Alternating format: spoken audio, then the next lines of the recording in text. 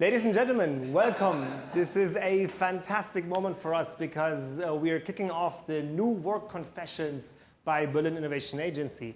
And as you may know, this is a premiere for us because as some of you have actually visited us before, we are doing new work confessions since some time already, usually with more than 100 people in the room, and it's usually very exciting and very full and a lot of energy in the room. Today, though, we are reacting to the new normal. 2020 was a different year. Corona hit us, and we have to change strategies, change tactics, and change the way we do things. Today, the premiere, we're doing this both in person and live with you today on YouTube. So please, our friends on the other side, excuse some Bambi behavior. We're doing this for the very first time, but we're very excited that you put your trust and time in here with us to experiment with us. Just before we get started, a quick show of hands. Who here in the audience is a corporate? All right, a couple. Who here is a startup entrepreneur? By the way, what you can't see right now is the corporates. They were like, they were not really admitting it. Yeah.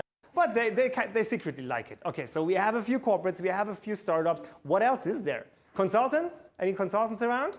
Yeah, there's the confident arms going up.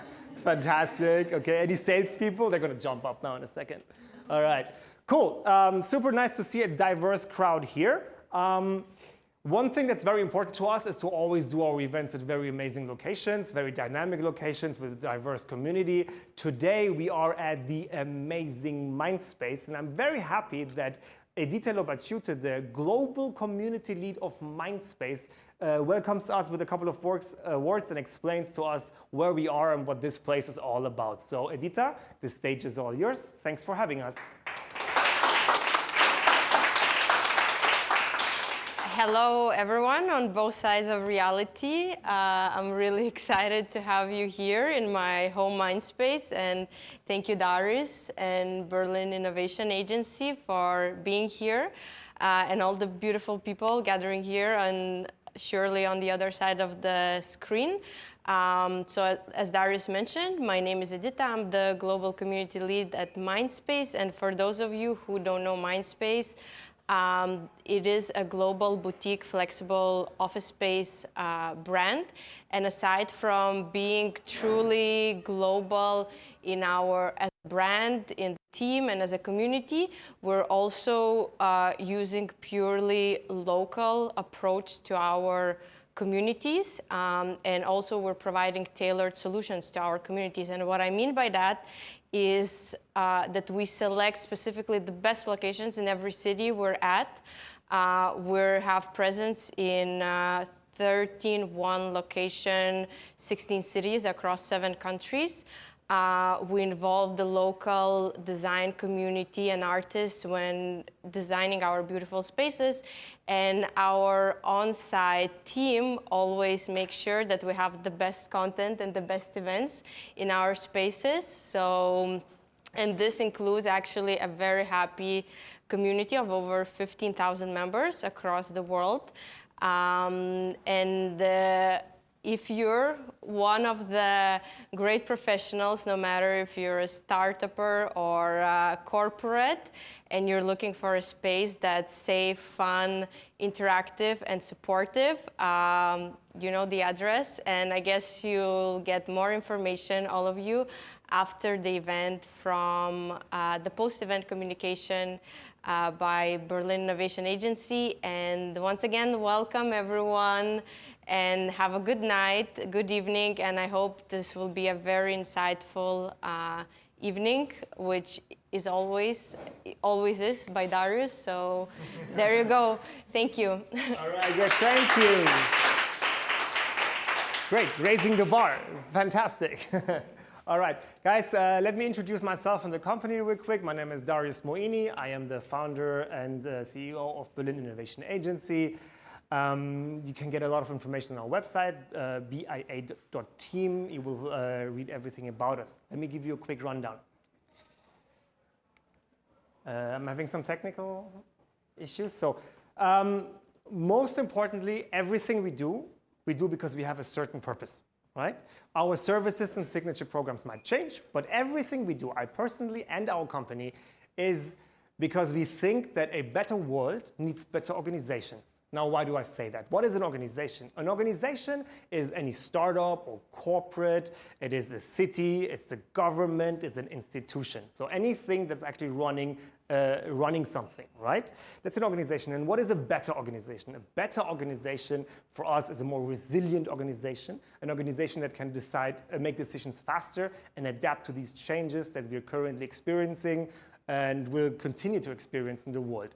And this is our purpose. We want to help create better organizations, making them faster, more resilient, and more agile. How do we do this? Our traditional services, what we do for large and medium-sized organizations, is threefold. Actually, we have, on the one hand, training boot camps, leadership training. We work with leaders from all size organizations on new work, new leadership, startup innovation, and digital thinking. But we also have change programs, actual application of new work, and project accelerations, where we support organizations in actually implementing all of these new cultures and trends and techniques.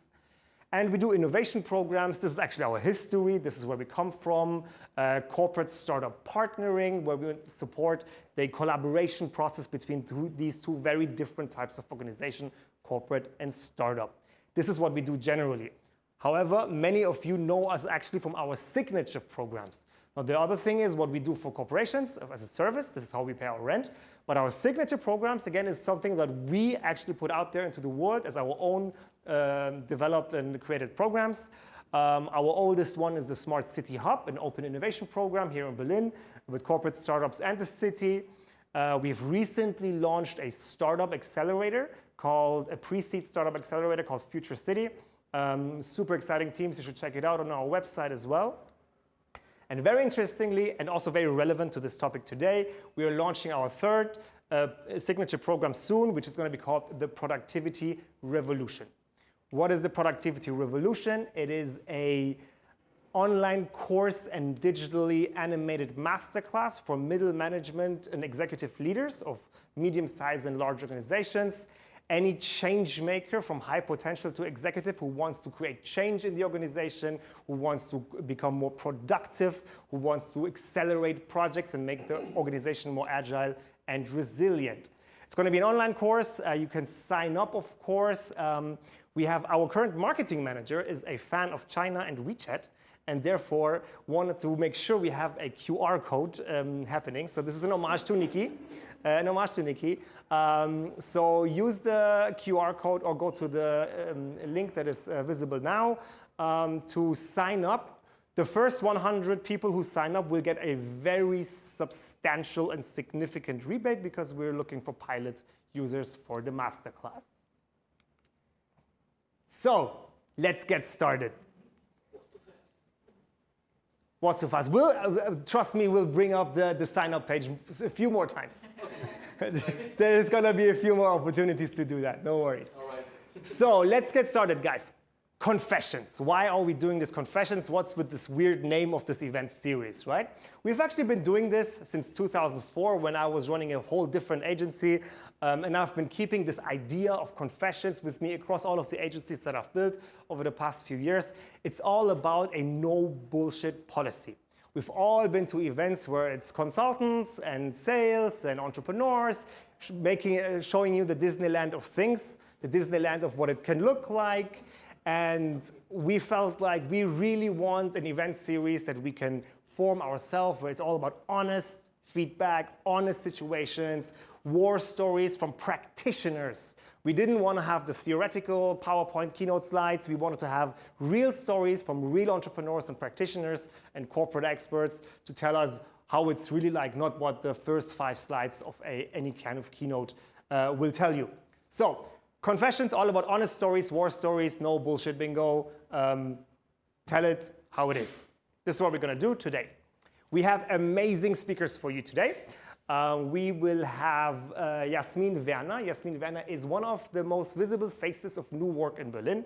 She works for Axel, a very big company, of course, you know them.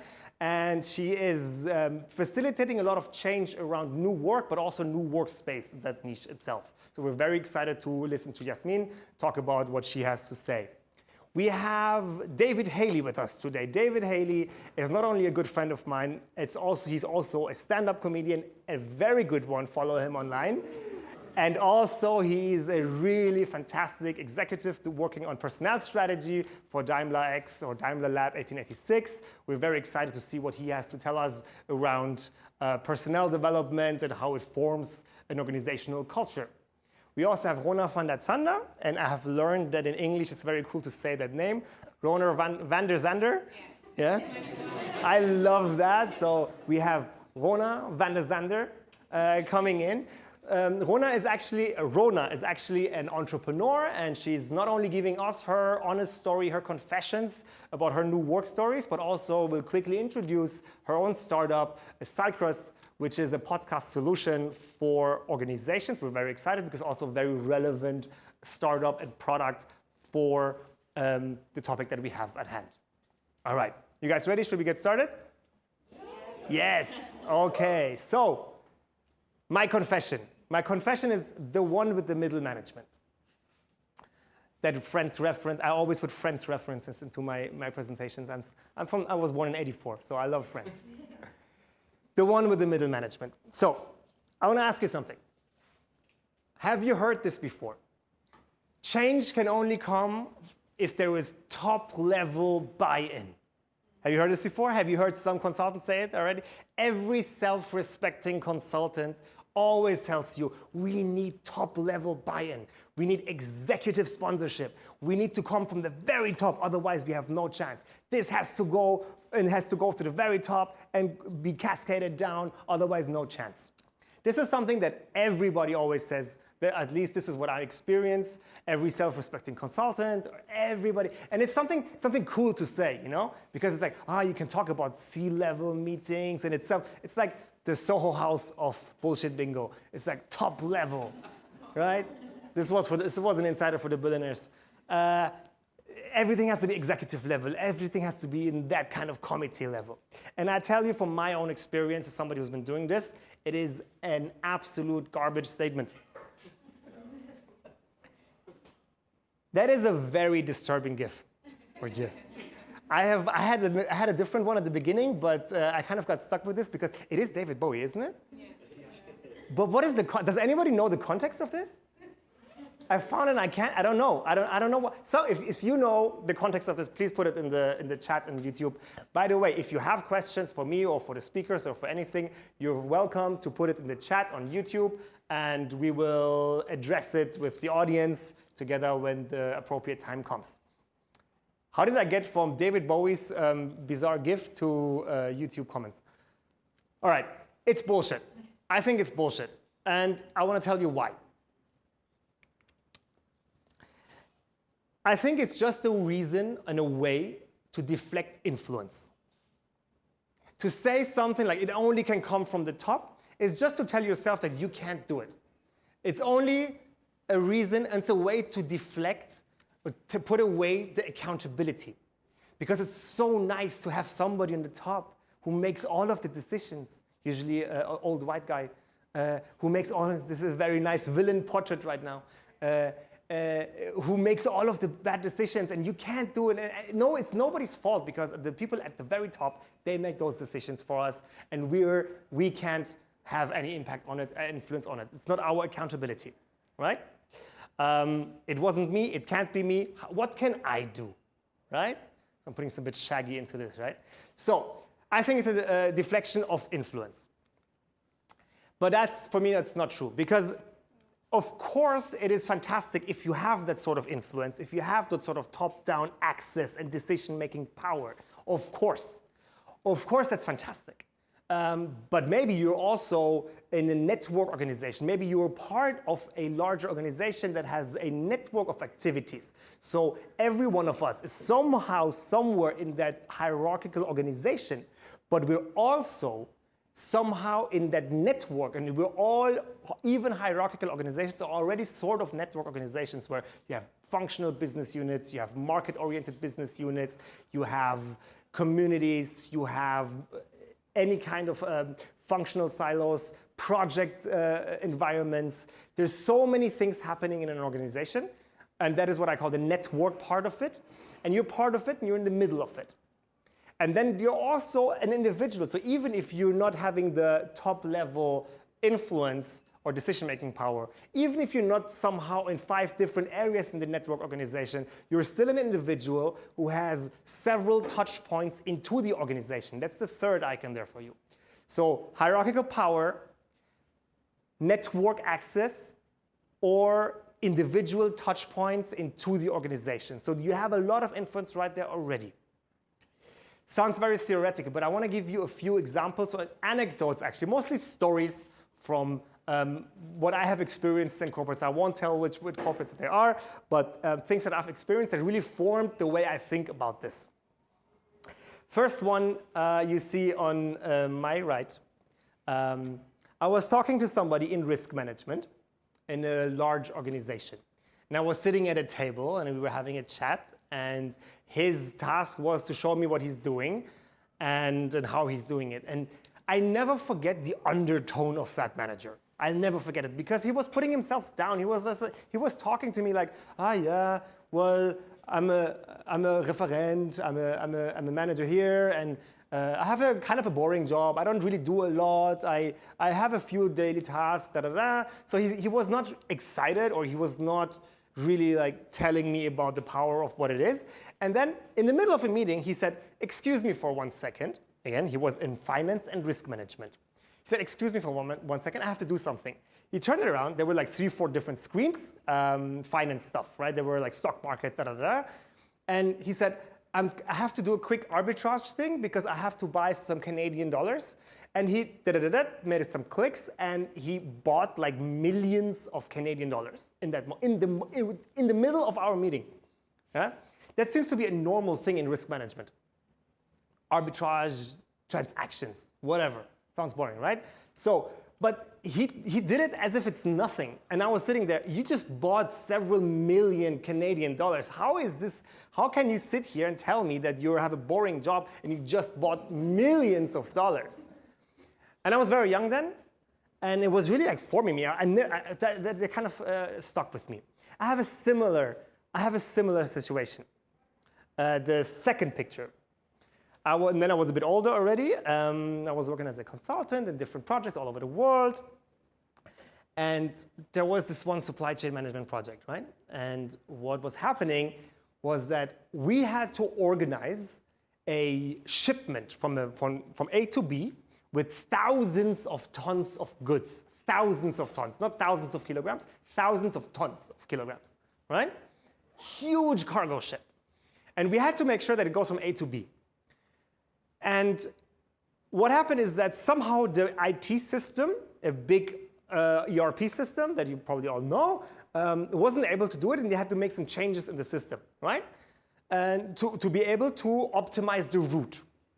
So because it wasn't optimized, they ended up sending that huge tanker, huge ship, not from A to B, but from A to C to B.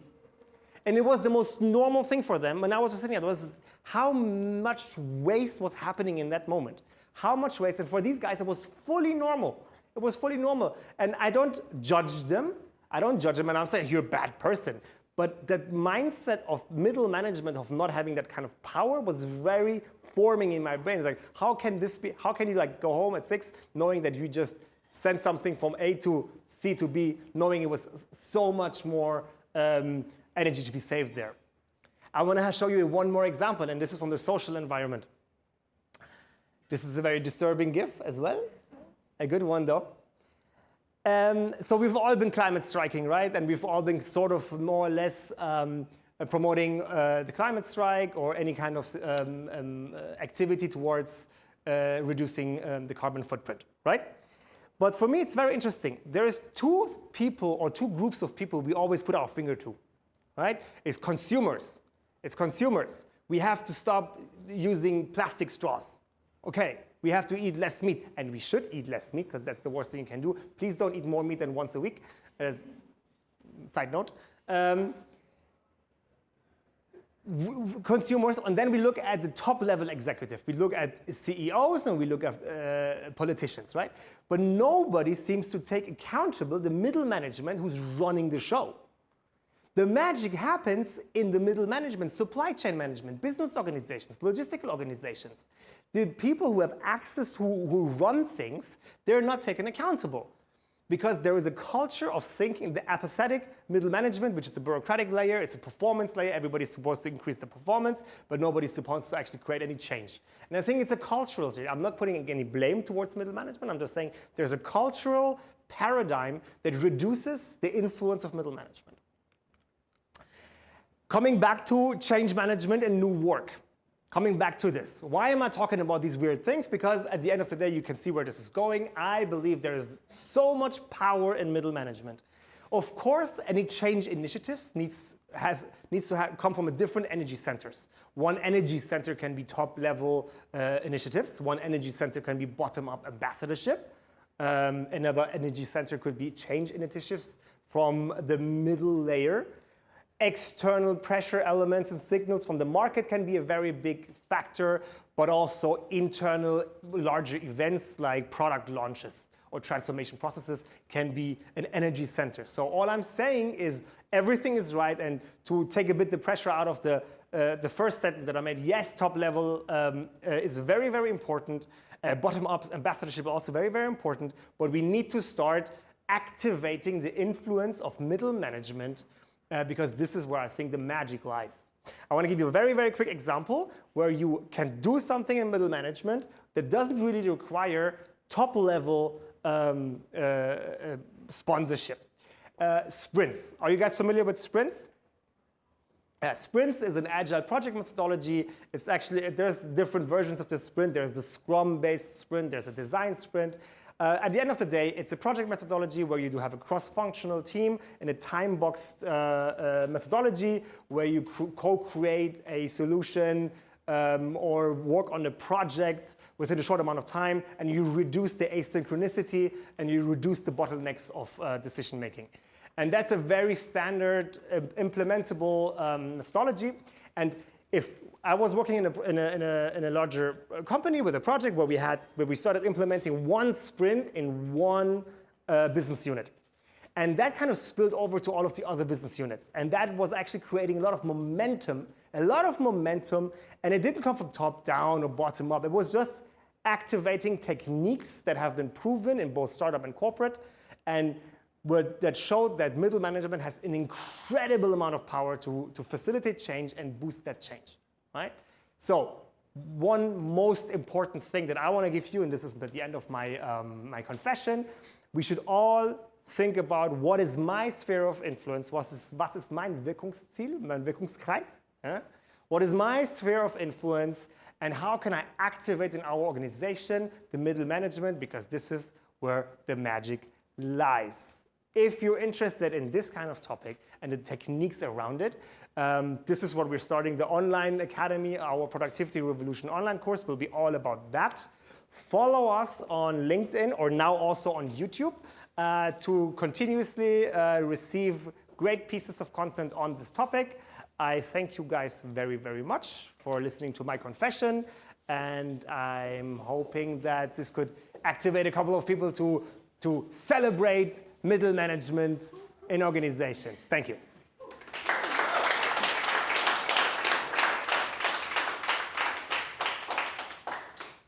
So, we have the wonderful Jasmine Werner, who will talk to us about her confession. She will confess to us from Axel Springer and herself and her experiences. Jasmine, the stage is all yours.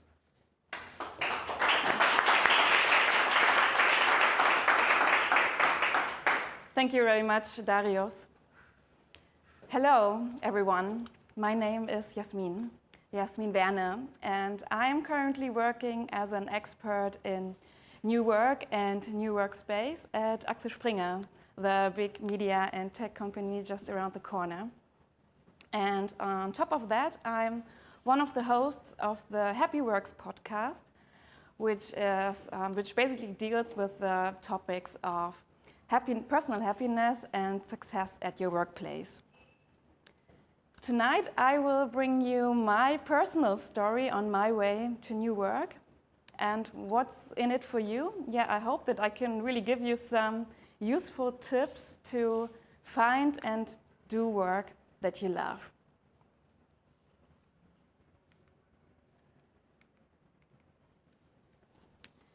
Now I have a question to you guys. Who of you still remembers the very first day on your very first job? Please raise your hands. So most of you still remember. I do remember too. And yeah, that was almost 10 years ago in Frankfurt. I just finished my bachelor studies. And yeah, I was actually ready to rumble. And then I found myself in that building and I started my career there. This is the Jugend- und Sozialamt in Frankfurt am Main. And yeah, I was actually working for the government of the city of Frankfurt.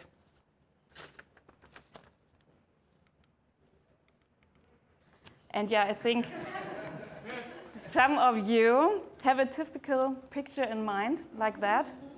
And to be honest, it was exactly like that.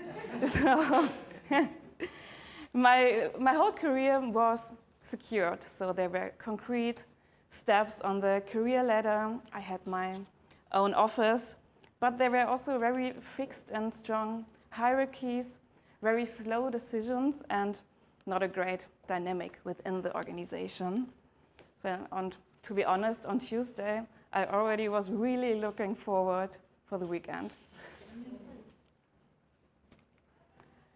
Yeah, and one day, after 7 years, I had a really special conversation, a really special experience.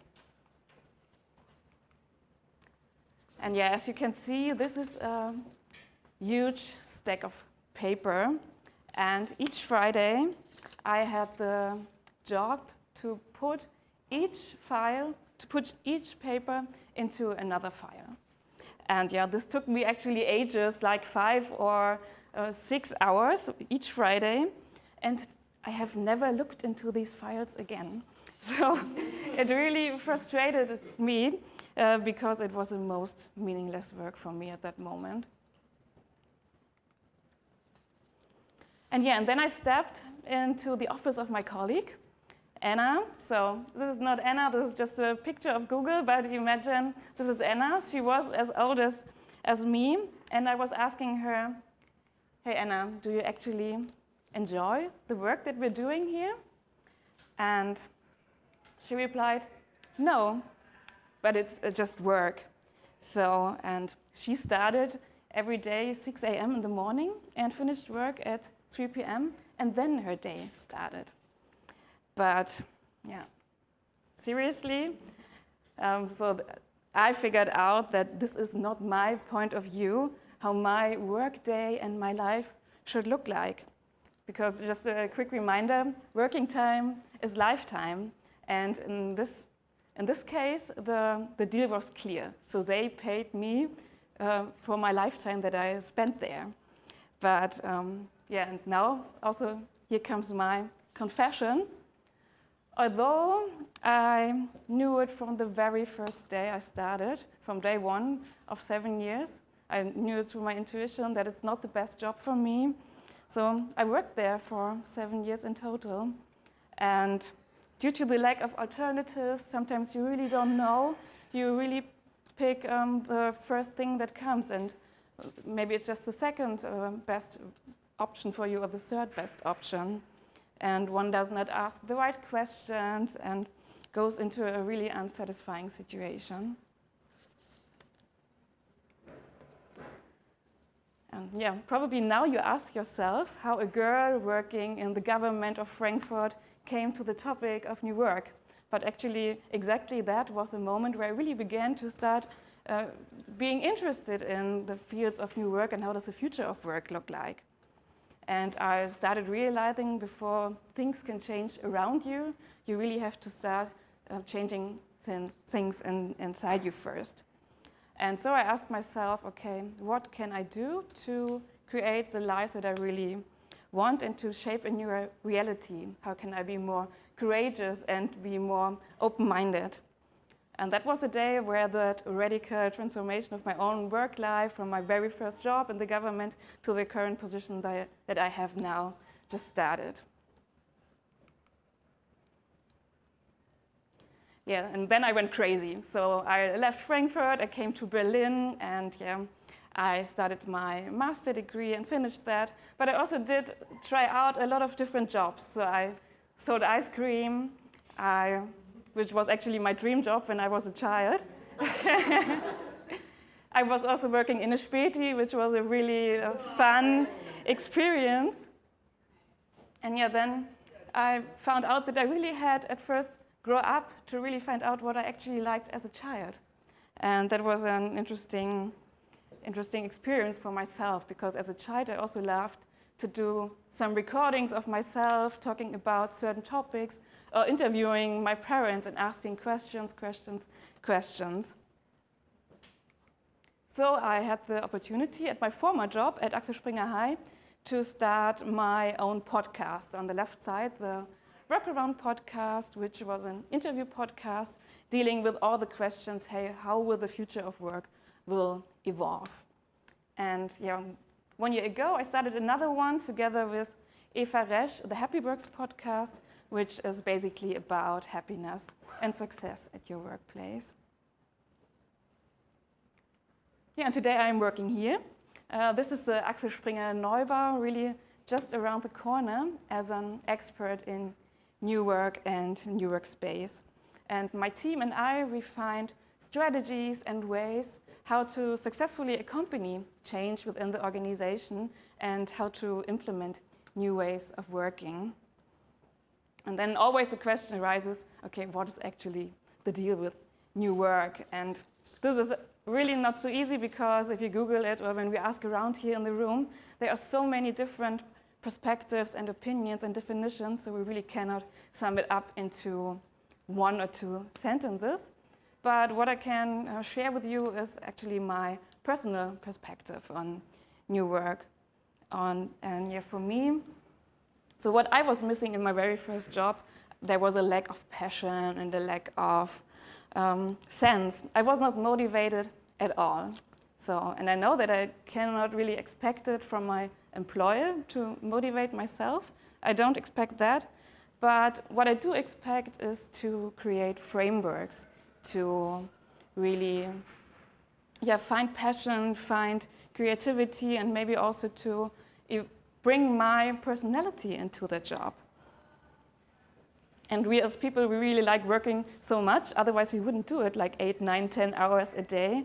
And yeah, especially in Germany, the notion of having a work and identifying with your job is really high in comparison to other countries. And so for me, it would be the best case to find a job and a company where the work really strengthens myself and I can put all my strengths together.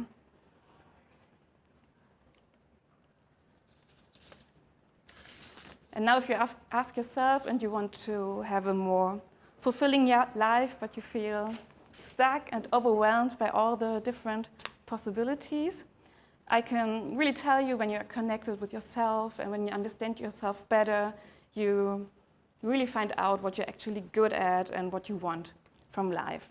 So I brought you now 5 powerful takeaways to get clarity in your career and to align with what you are really, or how you can really push yourself forward in the last months of 2020 and beyond. And this is what I learned. Build and invest in your relationships. Create a network. Ask people. Tell them about your ideas, about your dreams, about your job wishes. And don't accept a no, because in some cases, a no can really change into a yes, but you really have to push forward and to ask again and again. Develop and promote your skills. What is your unique superpower? What can you do best in comparison to other people, and what gives you energy? Really ask your friends or your colleagues when you are at your best, because I think that 30, 60 degree snapshot can give you so much information and hints what you should consider in the future. And yeah, be bold and promote your skills afterwards. Think long term. So as a passionate runner, I know that in transformation processes, it's like in marathon running. You really have to keep an eye on every step to really receive your goal. Otherwise, it's not a sustainable change. Yeah, ignore the ego trap and really know your value and know in which situation you handle how and why you do that. And yeah, let's face it, the older we get, the more afraid we become regarding our world, and use your childhood as a tool to connect with what slipped away from your career today. The one-day internship, yeah, for myself, there comes now a special time because my project at Axel Springer is finished by the end of October. So I will have a lot of free time in the next weeks or months, maybe, let's see. But I'm not the type of person to put my feet up because I am really interested and I'm hungry and I really want to learn and I'm interested in meeting people all the time. That's why that idea came up just yesterday to me to do some one-day internships, which means I will meet and I will accompany people, guys, friends, I don't know who, one day in their jobs. And I will watch them, what they are doing, I will learn from them. And yeah, I already have like a meeting with a photographer, with a filmmaker, and a doctor. So I think it's going to be a really amazing and interesting time. And I think the project could have like 3 advantages. The first one, yeah, I really get compact knowledge, and I have the possibility to think outside the box. The second thing is, so I think I will really learn what my friends and the people I admire are doing all the day because I'm really interested in. Sometimes you don't know what your friends are doing at work. And the third one, this is a quote by Paul Valéry, which I really like. I am enriched by the person who enables me to see something quite different from what I see every day. Yeah, and my message for you to walk away with later, have the courage to transform yourself if you are not happy at the moment. So, because I think this is the number one ability also for employers if their employees transform themselves in a certain way. And I really stand up for that. So let's stay in touch. By the way, for me, there comes an interesting time. I also mentioned that if you have a spot for me for a one-day internship, please let me know. And yeah, let's stay in touch via LinkedIn or Instagram.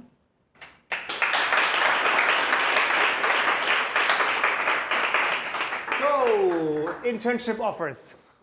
What do you got? What have you got? I have a couple of questions for you. So, you want to stay here? Yeah. So, certainly here at BIA, of course.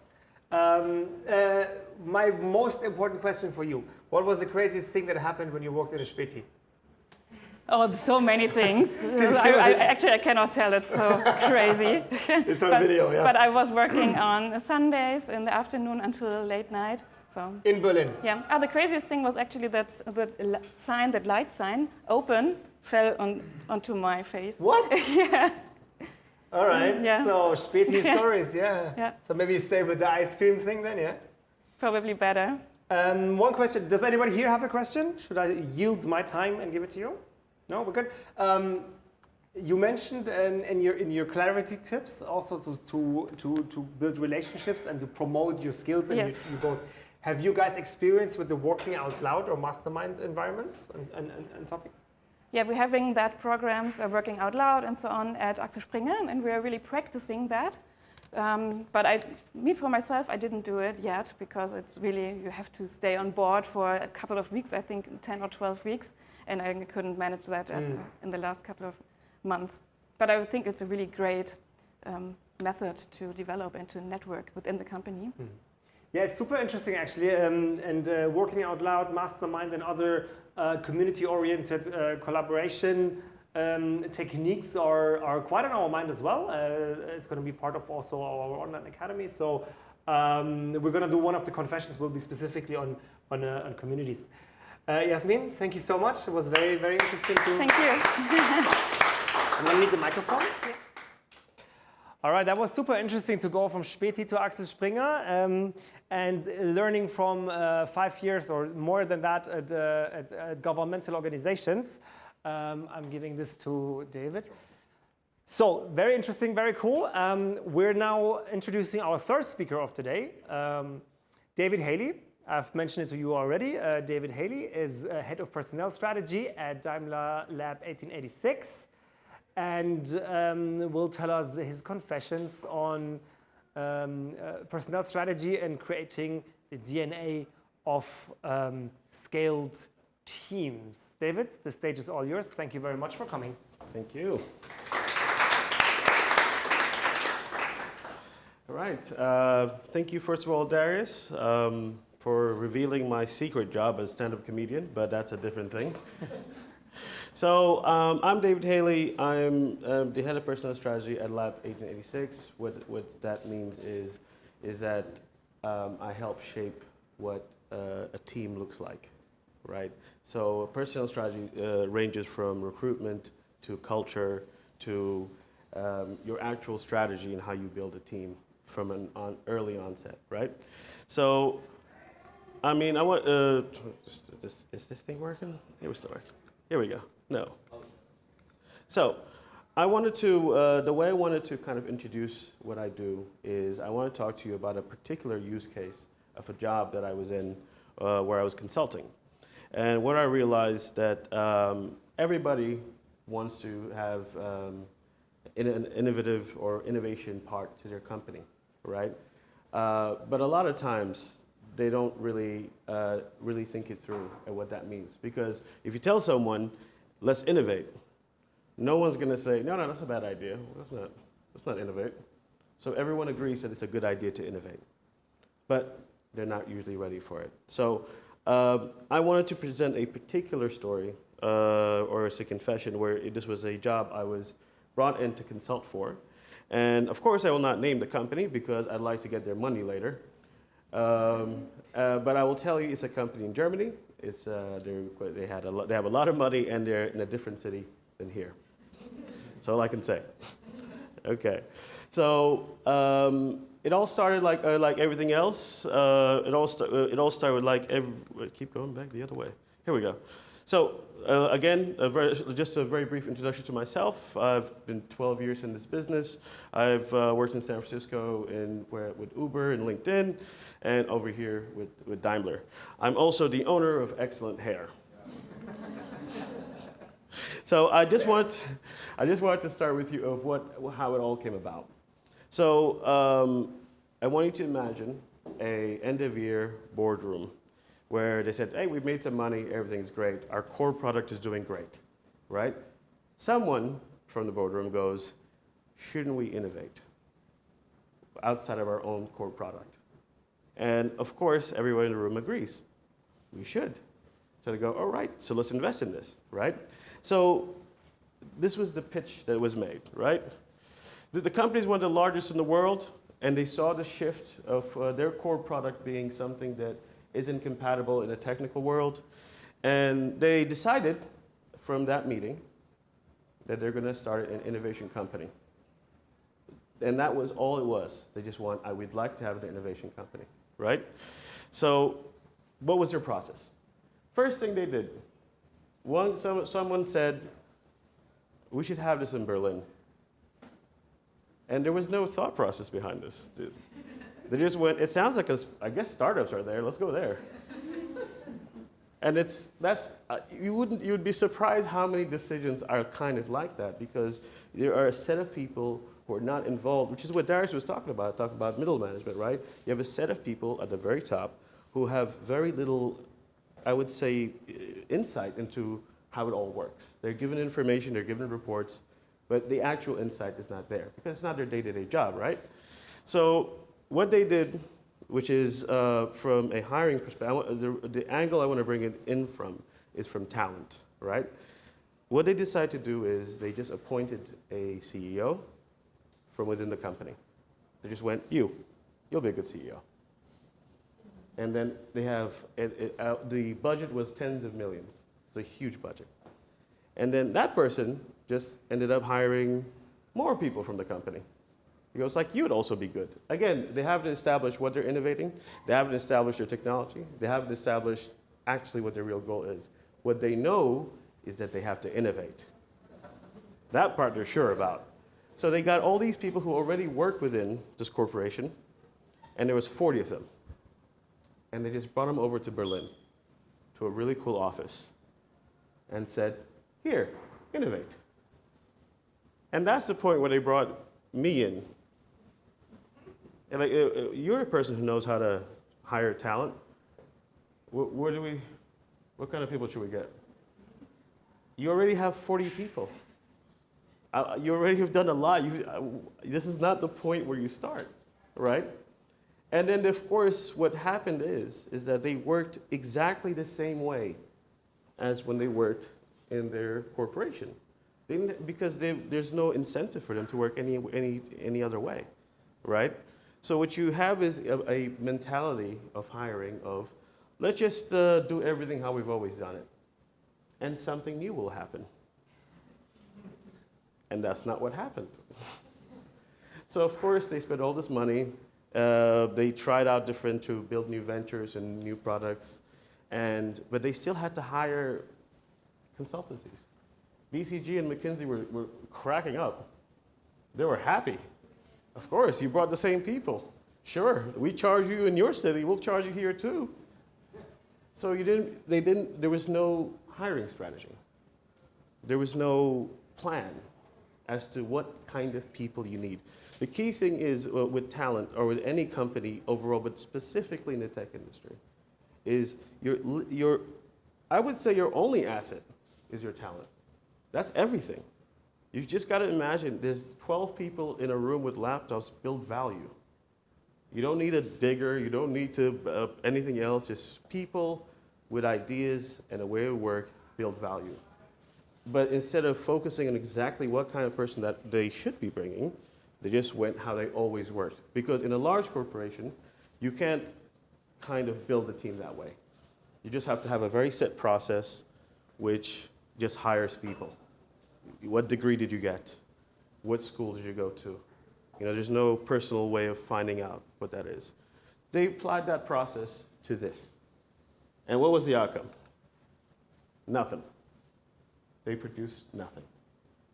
If I tell you about the amount of money that was spent on this project, especially if you're a young entrepreneur or someone starting out or someone who's ever pitched anything to VCs, and the amount of hoops you have to go to get whatever little money that you potentially can get, versus what was spent on something like this, which was very obvious that it would not work. It would make you angry. Just the sheer amount of money that was spent. The offices were really cool, though. I really liked the offices. And I know I'm talking about a corporation that made a mistake, right? But this is a repeated mistake. Every corporation does this. There's what you kind of want to aim for and what you end up with. And when there's empirical evidence that you don't end up with this way, yet you still do it that way, what does that mean? That means you have people who are very disconnected to the actual product, who are making decisions. And that's where it falls. And it is in many ways a good lesson if you are someone who is a young entrepreneur, or you're someone who just got, let's say, bootstrapped. Or there's a very important lesson there too, which is if we all agree, because you say this to anybody, what's the most important thing in your company? The talent. If we all agree that that's what it is, why aren't we investing everything at the start? A very simple thing that normally happens is that if you get funded, as soon as you get funded, you get a CEO, and they start hiring people, right? The CEO is not trained in hiring people or interviewing people. They're not trained in that. There's people who are trained who can identify talent, who can get you the best people. There's people who can do that. you don't invest in that first. It's an afterthought. And this is especially in Germany, right? Where it's kind of seen as an HR people team, people and culture. It's seen as kind of almost this, well, we'll deal with it later. But imagine you were able to already design a complete infrastructure for exactly the kind of people you want, with defined values, that the first interview that you have, you can already tell the prospective employee, this is what we believe in, this is what we're trying to build. Do you want to be part of this? And that's not what happens. You kind of just keep hiring, and then one day you figure out later, we really hired a bunch of idiots at the start, and we now have to rethink who we hired. So I guess that's ultimately one of the lessons that we want to say. I think if there's one thing I'd like to leave everybody with is, you have to have your strategy of people, your talent, your main asset. Whether you're a bootstrap company or a brand new company being built by a corporation, you have to know who you're hiring. Because, by the way, those 40 people that came to Berlin, they're not untalented people. They just have a different talent that isn't suitable to what they were trying to build, but no one considered that. So even if when you're hiring, for example, even something at the executive level, like a CEO or anything like that, you immediately have to start thinking, is that, actually forget that he works for us, is that exactly what we need for our company? And this is what I feel like we're moving that way, understanding the importance of maintaining talent, of retaining talent, of ensuring talent happiness. But as of now, and the attitude still is, I can tell you, I went to a company I've consulted for, and I said, I want to hire a happiness officer. I'm not going to tell you where he's from, but it rhymes with Schmermany. And this person, I swear to God, laughed. He thought it was funny. Like, well, because what is a happiness officer? An officer for you to be happy? I mean, like, no, it's what it's called, but that's not his function. His function is that there's someone responsible ensuring that your team is taken care of. Call it what you want. In LinkedIn, they call it cultural cheerleaders. Stupid name, but that's what they call it. The point is that level of understanding, that investment in talent is still not something that we're trying to do. But I think that has to be the only way to ensure you retain talent, right? And I guess it's with this company, it was, and I wanted to use this specific use case is because it's the very definition of insanity. You do the same thing, expect a different result. And I guess it's ultimately a matter of understanding that you need to invest and hire people at the start while you're at your very germination as a company, which will help you find the exact people you need for the long term. That's all it is. Thank you.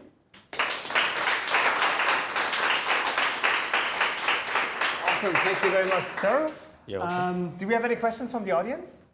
Or do I have to use my time? Because I have a couple for you. Yes. I really appreciated when you talked about the different people structures and what kind of personality traits you need. Mm-hmm. What's currently the status in the market in terms of people analytics?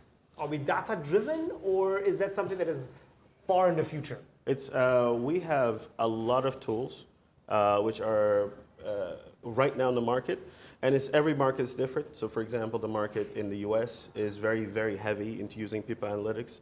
The market here still, again, sees it somewhat as pseudoscience, a little bit. But this is the best way to ensure not only finding the people that you are going to bring in there, keeping the people, but also in the future, what kind of characters you need. Because there is data points for everything. The kind of people that you have, where they've been, what kind of companies they worked with before. And it's so valuable because if you can have data in front of you that says our most successful employees essentially have come from this block. And one block doesn't mean a place or a school, or that's not what it means.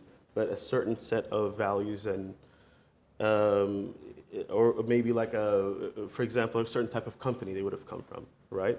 And it helps you in your hiring process, and it's, you know, obviously it's financially important. And there is software used for that, right? Yes, no, it's a lot. There's a lot of software. It's just not utilized here. It's again, they don't believe in investing in that. And this that kind of that's the whole point, right? It's crazy that if your main asset is talent, but the one thing you're kind of going to skimp on, or where you cut corners, is things are related to your talent, which is why it's fascinating to me. Fantastic. That's super interesting. Oh, there's a question from the crowd. I'm going to have to come closer to you so you can actually talk into my microphone. Okay. Interesting. This is the weirdest. If I would know this is going to be the experience, I would ask earlier. I can hear you. So my question was about related to this story you told about this company, and I wanted to ask: do you think if there was any way to turn around the game and to prevent this catastrophe after they've made all these mistakes, except of laying off all these 40 people? That's very complicated, especially here. I would say it would be unlikely after they put that number of people, because corporate businesses in Germany, people are usually there for a long time, and they're attached to long contracts, and it would be very, very difficult, for example, because essentially they weren't suitable.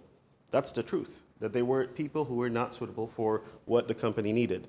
So you either had to move them back to their the company, and these are 40 people, which are 40 families, and it's kind of it would take a very, very, very brave CEO of a company to do that, and I don't think it would have happened.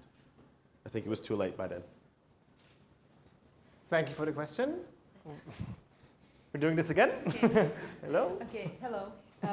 So my question is, for example, if someone is starting like a small company slash startup, and you are trying to choose the right people to work with, and of course, we all know that values are very important, and you are speaking with those people, and they will say, yeah, we share the same values, but very quickly you see that actually the values are not there. Or so my question is, are there any kind of like maybe like steps or maybe tips and tricks how to see like those things, like important traits? I think very often I found in my experience consulting for a lot of companies with the word values and culture are, I think, misused.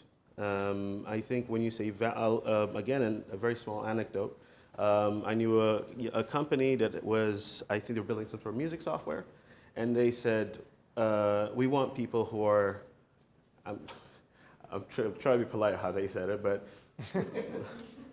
let's just say they said, we want people who are drinkers or who are cool, this is their idea. Their idea is, oh, our culture is going to be this kind of cool, young, hip place, right? But values isn't sociability. Values is not being able to, getting along with someone else is not about how, if you share the exact same interest, right? So if you think of values as how much they're willing, how much they're interested in what they do, right? That is usually your kind of your North Star of how you determine talent.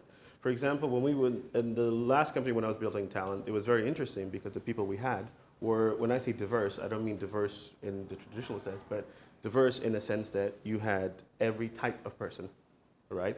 But they generally got along, right? Because there was a kind of interest that they all had, not in the same thing, but in what they do.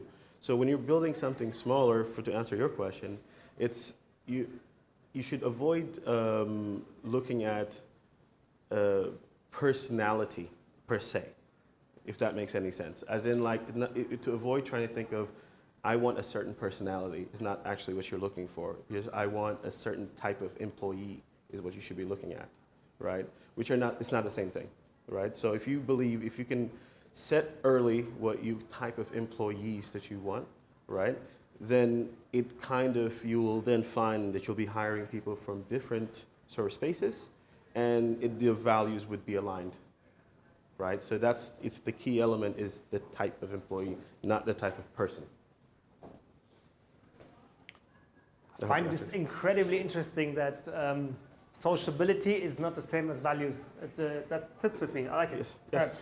David, thank you very much. This was an incredibly insightful. Thank you. Tina? Ladies and gents, last but not least, we have another speaker. It was very nice to have from Frankfurt to Berlin, then from Silicon Valley and London to Berlin, and now we have Rona van der Zander. And it's so much fun to say the name. Rona van der Zander. Rona is the co-founder and entrepreneur doing Cypress. Cypress is a podcasting solution for organizations. And we're very, very excited for Rona's confession. What do you have to confess? Rona, the stage is all yours. Thank you.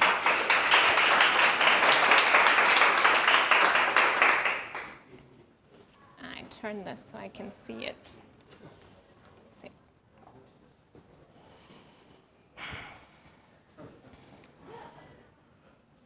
I have a confession to make. I'm the co-founder of a software company, but I'm also a countryside bumpkin. And I moved to the countryside during the Corona crisis. Now, here you can see me in my new habitat, my vegetable garden.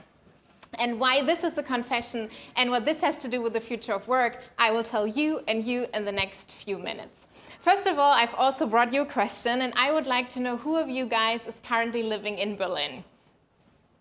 Okay, everyone is living in Berlin. And who of you guys had the feeling, especially during the Corona crisis and the times of lockdown, that they needed to go out more into nature, that they wished maybe to have a house with a garden, weekend trips to Brandenburg? Who of you guys felt this way? Wow, I would say, what do you guys say? 3/4? Like, how is that, 75% in the room? Yeah, 75%? Okay, a lot of you. Actually, research shows that around 40% of people living in a flat during the Corona crisis had the desire to move into a house with a garden. And I think this is interesting because on the one hand, Corona showed us that we are humans and that we are part of nature and that we need nature. And on the other hand, also it became possible for many of us to work remote. Now here today, we're a bit in the startup bubble, and I guess most of you were already working remote, but in Germany, digitalization is not so much our thing. And it really gave us a huge boost through the Corona crisis, and around 70% of companies moved into remote work. And some even say now that office centricity is entirely over and the future will be remote first. And again, I think it's interesting that we need Corona crisis for this, because we know already for a long time, there was a lot of research already before that showed us that employees are much happier, healthier, engaged, productive if they can work remote. And Corona, I think, really put this out as well, that many of us realized what a great opportunity that actually is. I think this is an opportunity, but it will also pose one of the greatest challenges to our society in the future, because on the one hand, we will have people that can work remote, and on the other hand, we have the people that cannot. And I think this will be a huge challenge for society to see even greater division between the knowledge workers that can work remote and the ones that cannot. I think there are opportunities in that as well, but certainly also great challenges. I want to focus on the ones that can work remote today and deep dive a little bit deeper into that and what that actually means. Now, I myself have been working in quite a few countries as well. I lived abroad for 10 years. I lived in China for a long time. I lived in Beijing. I lived in Australia. I lived in Melbourne. This is Sydney, who can spot it correctly, but I didn't have a cool photo in Melbourne somehow. So I was in Melbourne, and I definitely lost my heart in New York when I lived in New York for quite a while. So I was always a big city girl. I love big cities. And when I returned to Germany after 10 years, there was just one city to go to, and that was Berlin, of course. So I moved to Berlin, and I co-founded Cypress with these guys. And this is a confession now, particularly to Pascal and Arthur, the guys on the right. If they're watching on YouTube, I confess it to you, because I always said, guys, we need an office. We need to meet in person. We need to feel our vibes. We can't just be online. We have to sit together to innovate. And especially our techies, Arthur and Pascal, they never really got me. They always said, Rona, you know, we have our laptops in the basement and we're doing our thing. Why do you want to work together? And we were quite digital before, but of course, Corona also pushed us in being 100% remote. And we really realized that it works very well. And also I had the chance to move out of Berlin to the countryside. And I realized I'm the happiest working under the hazelnut tree in the garden, having my veggie patch. And I really enjoyed working 100% remote. And again, research also showed this. By now we have this research where we see that people that can work remote are very happy. They want to continue to do so. And of course, companies as well, because they see it saves costs, people are productive, and they're also happy. And I think this is pretty revolutionary, because if we think of the office that was the center of our lives so far, and if that is not the case anymore, that will have, of course, an impact on where we live, right? Because usually we were in a home close to our office, so we didn't have to travel so far. It will impact on where we go shopping. We won't pick up things anymore on the way home because we're not going home, because we're working remote or from home. It will have an impact on where our kids go to school, if we assume that that is still a place for quite a while, and also where we go to the gym, where we have free time activities. So all that will be disrupted through this office centricity being taken out of our lives. And I think we have the smart city guys here as well, innovation and so on. Amazing. What will our cities look like in the future if it's not dominated by offices anymore? And even though I had to put some pictures in from the last month living this remote life, right? This is the view from under my hazelnut tree. So this is where I worked most days. I started obviously growing my own veggies, so I'm a very proud tomato mama now, and I had to put some tomatoes. They're really good, right? I had to put some tomatoes in this presentation, so I'm growing my own veggies. And this is the lake that's around 3 minutes from our house in the countryside. You see here, that's a morning picture. The fog is still hovering over the lake. This is where I go for morning walks and evening walks. And I really enjoyed this, and I really lived this remote life, yeah? But I also realized very much that remote is not a physical status. It's much more a mindset, right? Like we always say, new work needs inner work, right? Because what we've seen a lot during the last few months is that simply what happened, what we did before offline, we're now doing it online. And let's face it, some things that were already pretty horrible offline, and they're even worse if we do them online. So BIA has 130,000 video calls per day. Now, BIA is, of course, a large company, but if you think of how many video calls that are, how much people are hanging in synchronous calls, and how often you say, this Zoom conference could have been an email, yeah? Or I would say it could have been a podcast, but I tell you a bit more about that in a second. So my question is really now, living this remote work, how can we really get from remote is not just space, but really also time? How can we really move from this old paradigm of presence culture into really a new era and not just transfer from what we knew before into the new space? That is online. So how can we really start the new era? And with Cycross, we are building a software, Darius already mentioned that in the beginning, for podcasts and audio messages that are shared inside of companies. So you can record voice messages or podcasts whenever you feel like it, and then you can send it to your colleagues and they can listen to it whenever they feel like it. So I don't have to stand with my laptop in the veggie patch, right, to be in the video call. So that's kind of the idea. And now working with clients, not only since the Corona crisis, but that's of course always our question. How do we move from presence culture really into a new era of communication, into a new era of working? And of course, increasing flexibility is always a big question, but here again, you see with a laptop, so how can we get out of that? How can we move from mass emails and too much information into streamlined communication? How can we downsize this? And of course, how can we reduce inefficient meetings? How can we reduce message repetition? And how can we just get to better workflow there? And also democratization of knowledge and information, increasing informal exchange. For us, an answer is really audio messages, where people can listen, that everyone has a voice, everyone can upload things, everyone can listen. But I think also here's a super interesting point, because we say now a lot that we need offices to meet accidental, right, in the corridor, to have a coffee together. I don't know how often you heard this in the last few months. And I think it's so crazy that as organizations, we leave it to happen by accident, that people meet and have a coffee and be innovative. Plus, we have seen all these past years that all companies are still stuck in silos, right? So the office clearly hasn't helped. So what are the opportunities there to do it differently? And I talked to Sasha the other day. He's working a lot with remote teams, and he said to me, for me, there are two things in the future that are important, and the one is default to no. I say no to meetings, I say no to events. I want to do everything in an asynchronous way. So whatever it is in terms of meetings, team discussions, feedback sessions, how can we shift it into an asynchronous working mode? And of course, there is written communication, but possibly also audio or other tools that we can use to get out of video calls and transferring our old world into the new world. And that's also the question I would leave you with. I mean, we are here face to face tonight, most of us. Some aren't, but we are quite a few people in the room. What's the real value of being here face to face, having the opportunity to talk to each other?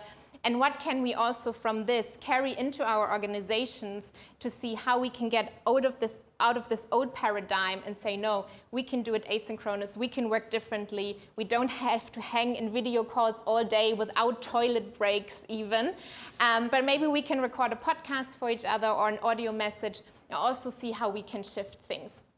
And then that's the last image I leave you with, me in the veggie patch and the question of what should this picture look like in the future, what should the new reality really look like, and what do we want to chop off, what do we want to get rid of, and what do we want to nourish in this new world, like I nourish my tomatoes. And you are, of course, all very welcome to visit and see the countryside and see how wonderful 100% remote work can be and can work.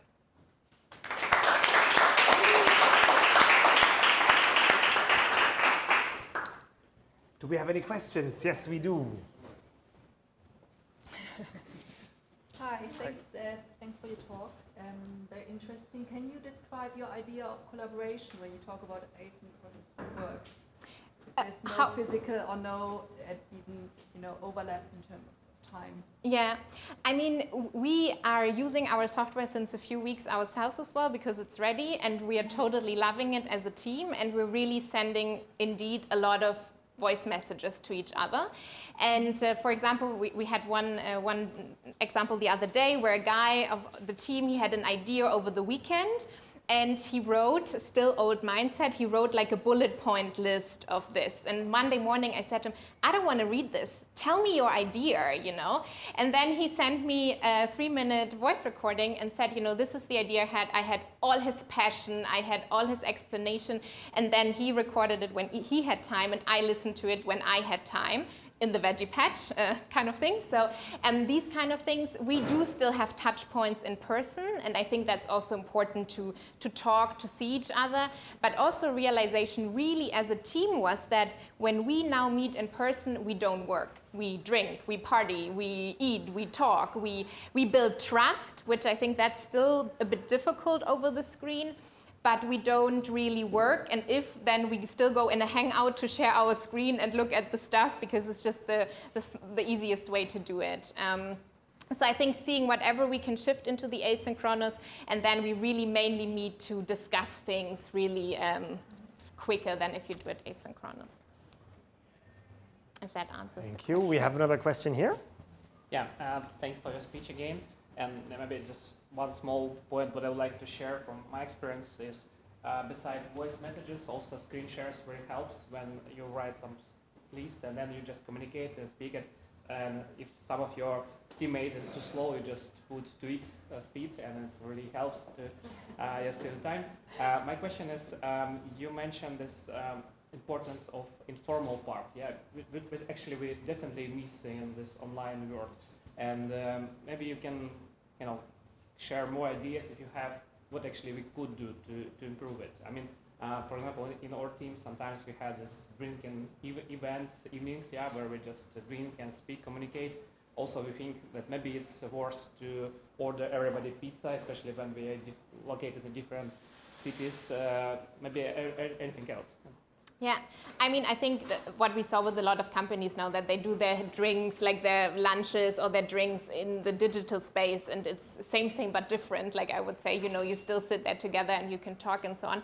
But I think what is super interesting about the informal exchange is really, and our question also was Cycross, which the name is actually, it comes from crossing the silos. That was our original idea. You record messages and any department, anyone can listen to it, right? And right now, I think knowledge is so stuck in the silos, and also exchange is so stuck in silos or where people are working. And there, for example, if you have the culture, because that's what we see with a lot of companies, they say, not everyone can record a podcast here, yeah? That has to go through communications department, and we are deciding who even has the right to record something and to share something.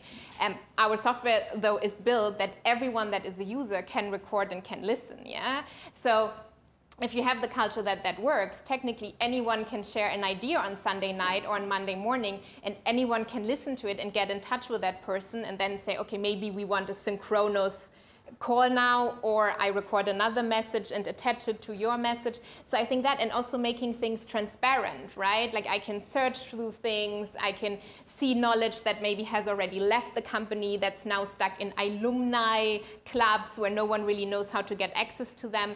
So I think that's a huge challenge, and it's of course even more important if we are remote and if we're not meeting accidentally. Thanks. Yeah. Two more questions, wow, okay. Yeah, hi. First, yeah, it's really awkward. No, I feel totally normal. Why would you say that? Why? Just my feelings, right? So thanks for the talk, first of all. Really exciting topic. I'm also leading a startup, and we're also in this kind of space of new work. First, I would like to say one note, you're making the messages audio, and we're dealing a lot with making text messages structured more for companies so they can extract knowledge out of that. Maybe we can collaborate. Yeah, it's really hard, but I mean, audio is getting even harder, and that's good for us because technology is going to be more in demand in the future. But the question is that while leading a team, my experience is that leading a team is a lot about energy, right? And getting the energy through the digital channel is quite hard, right? How do you perceive this challenge with what you do and with the experience you have with other companies? That you get people energized? Yeah. I think super interesting question, and I think it goes down. I work a lot with universities as one in the education system, and it goes down to that we just ruin it all when the kids go to school, kind of thing. I mean, for me, a lot originates there, that basically we don't really learn to be self-motivated, to work self-structured and so on. We come from a system where you have someone always telling you what's right and wrong in 45-minute slots, right? And I think we have to change a lot there already, how we prepare people for such a working world. And you definitely, I think David is the better person to ask the remote working skills. How can you train and test and see if you hire people, if they have the right skills? But we in our team, of course, we're all highly motivated, we're building on an exciting topic and a great idea, and we have this drive and this passion. I still think it's important we have regular touch points to also, check in and, exchange this idea as well. But I think first of all, you need the people, of course, with the right mindset, and that is something that I think we should start much earlier, people to prepare for this disruptive world, and where you constantly have to be self-motivated, self-learning. You have to keep up to the speed and the pace. Otherwise, you are lost in many jobs and many sectors now anyway, right? So yeah, and then some audio messages also motivating, if you like. But yeah, it's something, that's nice if you have touch points and hear from each other, and it's much more intimate, and you can share much more than only with written communication, of course. Yeah, thanks. I think like we can borrow a lot of things from audio concerts they're doing right now online, and like how artists perceive this challenge to their audience. Yeah. And I think CEOs could learn really a lot from that. Yeah. Thank you. All right, the grand finale, the 100,000 mark question for you, if you remember. Really? No, really? Now the pressure is high. Do you guys remember the 100,000 mark show? I still No? would like a point to add if you have one. Yeah, sure. Okay.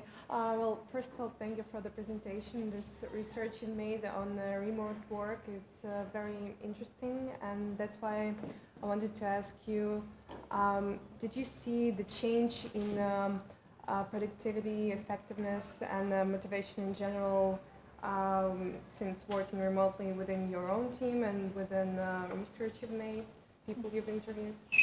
I think super interesting question. Have to quickly self-reflect. I think that it was definitely a switch as well. You need to get used to it first of all. I believe that, and I think you need to find new routines, of course, as well, how you structure your day, how you want to work. And of course, we're all still stuck in a way in the 9 to 5. When do most people work? We also, most people don't work at night, even though you may be a night person and things like this. So finding this new routine, how you can work. But yeah, I think for me, it has been real on a personal level, really motivating to also be in the space, really have the nature, the garden, go out. I walk a lot on calls now, just over the ground. I'm out in nature a lot. Again, of course, a lot of audio messages and stuff I just put in my ear. I think that's also a point, getting away from the screen, right? Not only video calls, but screen all day. I often just put voice messages in my head and take a walk. And so for me, yeah, it has been really productive and really good. And I think in our team as well, we're all on fire. We really want to get this thing going. So maybe not the best comparison, but what I read in research as well, one, that people are happy, productive, and so on, and that this definitely research has shown this. And also what I find super interesting, of course, given the fact that this was a global pandemic and some people had kids at home, right? Darius, you also suffered, and it was all crazy. Even now, we see that a lot of health insurances did research in Germany, and they see that people really generally had better mental health, they felt more productive and so on, often because they didn't have this way to work anymore. They had better work-life balance, more time with their kids. So I think there's a lot in that as well, but we definitely have to find new routines and new structures, of course, to then also be productive, right? That's, I think, the challenge there. All right. You had a question, right? Yeah. Okay. Thank you for the presentation. My question is, what's gonna happen if Slack added a voice recorder or conversation voice? So what's gonna then make Cycross unique or features? I mean, to be an alternative. Yeah. I don't know how much I can say. We have this YouTube spying here, right on the left in my face. But of course, that's a topic right now. Slack doesn't have a voice, but we already see that Teams, for example, has voice integration. And I think the key thing, I can show you our app in a minute. It's so pretty, and the user experience is, of course, absolutely fabulous. Yes. So it's really the consumer app. It's like it from any from Spotify or iTunes or so. So you have shows you can follow, you can subscribe. We have authorization concepts, so which message goes to which person. And I think that Slack can get already pretty messy at the moment, to say the least. So I think if you have audio in there, who will really consume it, right? And if you, for example, you have a CEO message from a CEO, a podcast to the whole audience, to the whole workforce, it's really you can send it out and I can hear it in the car. You can connect it to the car. We have CarPlay, and you can consume it on the way to work or wherever in your walk in the forest. So I think how really the user experience it and what authorization concepts there are, I think that is what makes us unique. And some other things too I can tell you off camera. All right, there seems to be many more questions actually, and we're going to take this off camera. Good. Then you can spill the juices there. Yeah. And so Rona, thank you very, very much. This was very, very insightful. Thank you. Fantastic. Before I'm going to do one more plugging of our new productivity revolution, I have two things to say. First of all, a very, very nice person contacted me on LinkedIn during this live stream and told me actually what the movie was with David Bowie. It's called Labyrinth. You knew it? Yeah. I didn't want to interrupt you. So that very, very troubling GIF was the Labyrinth with David Bowie. The other confession that I have to make, you all witnessed the awkward way I facilitated the Q&A with the microphone. And just a few seconds ago, I realized I could have just taken this off and given it to people. So as I told you from the very beginning, some Bambi behavior will come along. Guys, thank you very much. Can I have a round of applause for all three speakers? Jasmine, Werner, David, Hailey, and Rona van der Zander.